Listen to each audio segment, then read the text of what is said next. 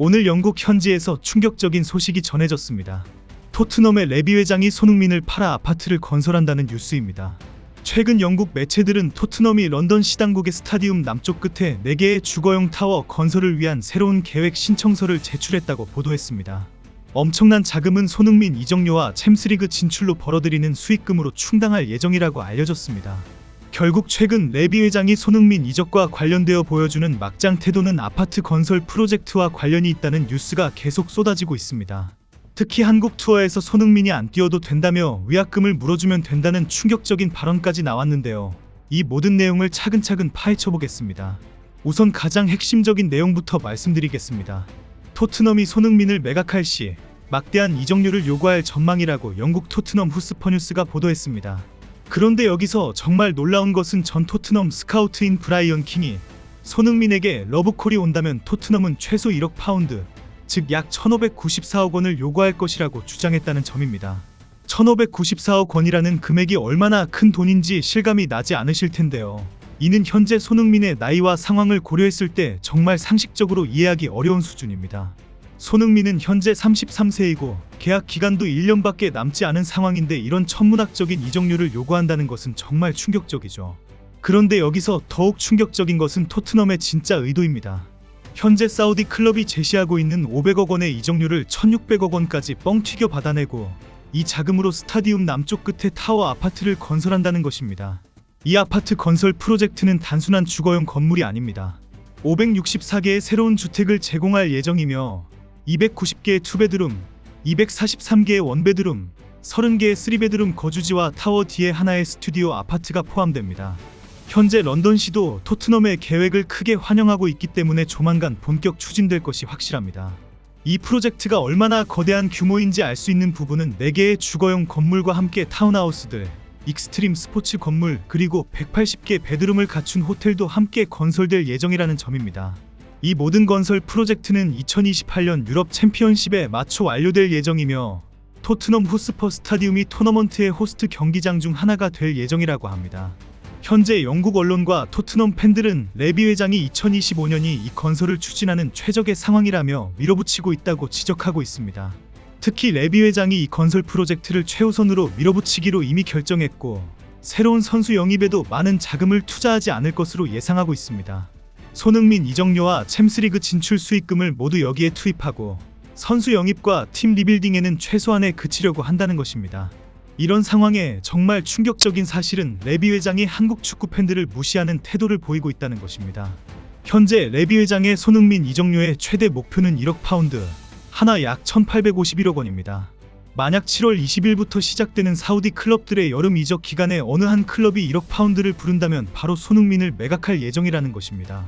그런데 문제는 8월 3일 한국에서 열리는 토트넘과 뉴캐슬과의 한국 투어가 예정되어 있다는 것입니다. 그런데 손흥민이 한국에서 열리는 뉴캐슬전에 불참할 경우 200만 파운드, 약 37억 원의 위약금이 발생한다고 합니다. 그런데 여기서 정말 문제가 되는 부분은 레비 회장의 태도입니다. 다니엘 레비 회장 입장에서는 1억 파운드라는 거액의 제한은 외면하기 어려울 것이라고 매체는 분석했습니다. 거절하기엔 너무 큰 돈이라는 것이죠. 이는 결국 손흥민을 돈벌이 수단으로만 보고 있다는 뜻입니다. 더욱 충격적인 것은 한국 투어와 관련된 이야기입니다. 놀랍게도 오늘 영국의 토트넘 호스퍼 뉴스는 토트넘은 손흥민의 처분을 위해 위약금을 낼 준비가 되어 있다고 보도했습니다.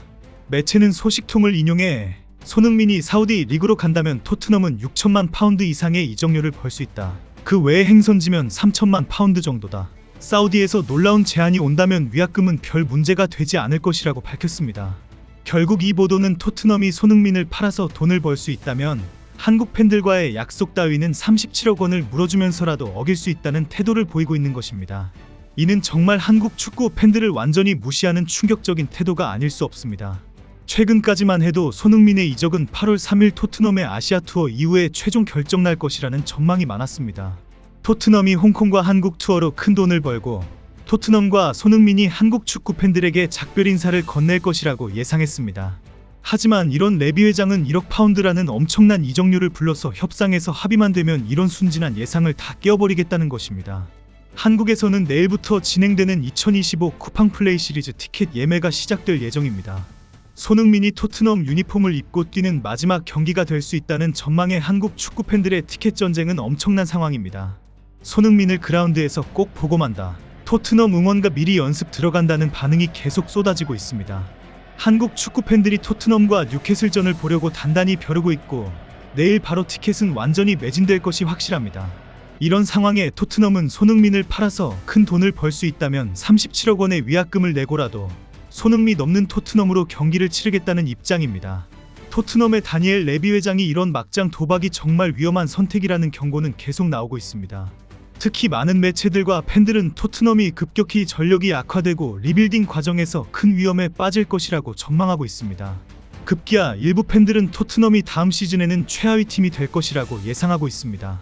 오늘은 유럽 축구 통계 매체 옵타가 손흥민이 토트넘에게 얼마나 중요한 선수인지에 대한 데이터를 공개했습니다.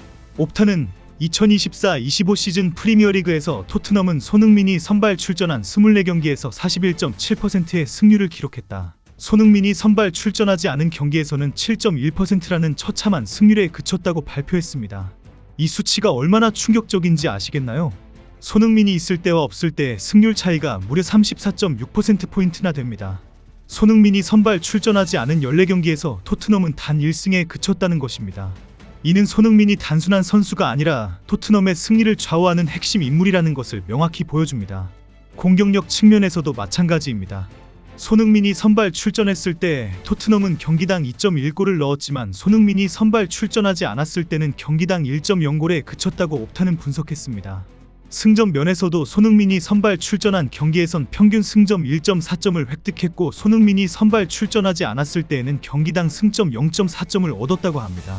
옵타는 지난 시즌 토트넘은 손흥민이 없었다면 훨씬 더 나빴을 것이다. 1년 후 손흥민이 계약 만료로 이적료 없이 팀을 떠나더라도 토트넘은 손흥민을 설득해 계약 기간을 채우는 것이 가치 있는 일이 될 것이라고 강조했습니다.